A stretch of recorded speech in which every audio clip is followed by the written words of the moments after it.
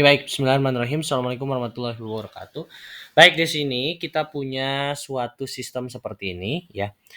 Nah, kita di sini ingin menentukan nilai momen gaya terhadap titik B. Artinya, kita di sini ingin mencari momen gaya dengan porosnya itu di titik B ya.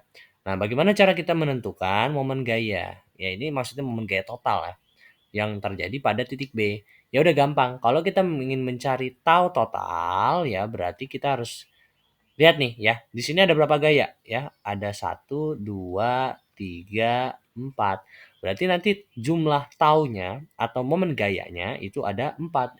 Ada tau 1, tau 2, tau 3, dan tau 4. Berarti nanti momen gaya total itu adalah pertambahan dari tau 1, tau 2, tau 3, dan tau 4. Nah, sebelum kita menentukan nilai-nilainya, kita harus menentukan positif negatifnya. Bagaimana cara kita menentukan positif negatifnya? Ya, ini kita tandain sebagai titik yang poros gitu ya. Nah, sekarang kita tentukan dulu yang di tau 1 ya. Tau 1 berarti yang di sini. Tau 1 ya, kita lihat arah gayanya ke sini gitu ya. Porosnya di sini. Bayangkan ada paku di sini. Ini batang terus ada paku di sini. Terus ini bisa puter gitu. Nah, kalau misalkan kita kasih gaya seperti ini, berarti nanti dia jadinya gimana? Nanti dia akan bergerak seperti ini, set gitu kan ya. Set ya, si batang itu jadi berputar searah dengan jarum jam. Nah, kalau searah kita sepakati positif. Kalau berlawanan arah ya, kalau berlawanan arah dia menjadi negatif. Oke. Nah, berarti tau total ya. Nah, sekarang kita tentukan positif negatifnya. Yang tahu 1 itu nilainya apa tadi? Dia kan searah. Maka dia positif gitu ya, positif. Nah, sekarang yang tahu 2. Tahu 2 gimana?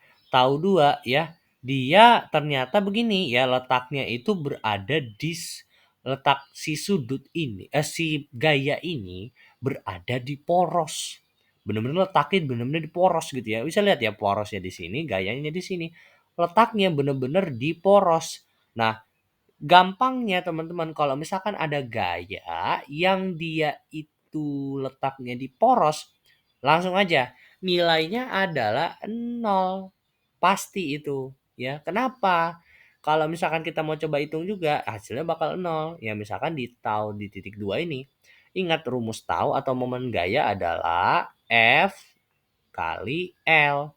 F2-nya berapa nilainya? 10. L2-nya ya. L itu kan apa? Lengan gaya atau jarak dari si titik. Misalkan si gaya terhadap si poros. Porosnya di B, gayanya di B, maka jaraknya 0. Maka dapat taunya 0. Makanya itulah kenapa gaya yang berada di poros, letaknya di poros, maka langsung aja 0. Nah, sekarang yang tahu 3. Tahu 3 di sini letaknya. Misalkan porosnya di sini. Kalau misalkan saya beri gaya di sini, nanti arahnya jadi seperti ini. Maka dia berlawanan arah dengan si jarum jam. Berarti dia nilainya negatif. Nah, sekarang yang tahu 4. Tahu 4 seperti ini ya. Ada gaya seperti ini. Porosnya di sini. Nanti kayak gimana gerakannya? Seperti ini. Mengikuti arah jarum jam. Maka tahu 4 nilainya positif gitu. Berarti nanti kita bisa tulis jadinya tahu total sama dengan tahu 1. Ini langsung aja hilangin jadinya min tahu 3 plus tahu 4 gitu. Berarti tahu total sama dengan tahu 1 plus tahu 4 min tahu 3.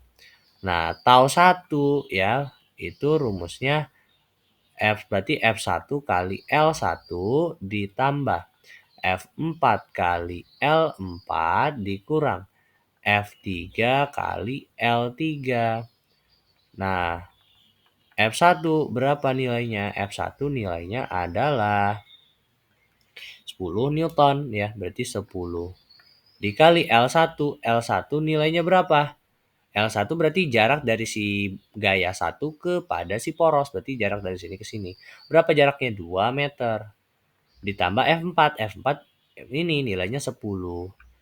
Kali L4. L4 berarti jarak dari si titik sumbu kepada si F4 gaya 4. Berapa nih? 1 tambah 3, 4. Dikurang F3 kali L3. F3 di sini, L3 jarak dari sini ke sini 1. Ininya 10 gitu ya. Berarti 10 dikali L3-nya 1. Berarti tau total sama dengan 20 plus 40 min 10. Berarti tau total sama dengan positif 50 Newton meter saja, bukan Newton per meter. Newton meter. Oke. Ya, didapat hasilnya seperti itu. Oke. Ya, sekian pembahasan soal dari saya. Terima kasih. Mohon maaf bila ada kesalahan. Wabillahi taufiq wal hidayah. Assalamualaikum warahmatullahi